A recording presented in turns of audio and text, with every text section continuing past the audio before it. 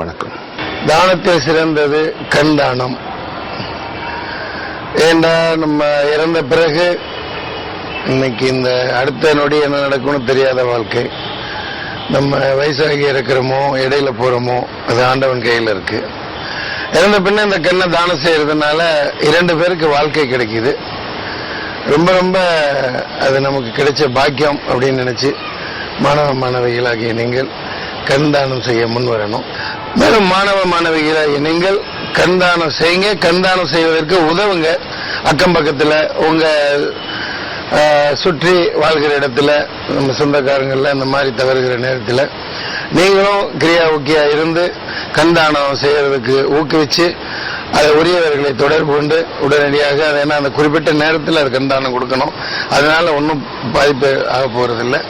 மிகப்பெரிய ஒரு வாழ்க்கையின் சாதனையா இது இருக்கும். கண் தானத்துக்கு நீங்க முழுவதுமா உதவுங்கள். நன்றி, வணக்கம். சார் வணக்கம். இழந்த பொருள் மீண்டும் கிடைக்கப்பட்டாலே ஆனந்தத்தில் கூத்தாண்டாடுகிறோம். அதே இது இழந்த பார்வை மீண்டும் கிடைத்தால் எவ்வளவு மகிழ்ச்சி அடைகிறோம். இதை பற்றி உங்களது கருத்துக்களை தெரிவிங்கள். ஒரு மனிதன் தான் ஈன்ற குழந்தைகள் ஒரு நேரத்தில் காணாமல் போனால் எந்த தவிப்பு வருகிறதோ அதே போல்தான் கண்ணில்லாதவர்களுக்கும் ஏற்படும் ஒரு தன்மை.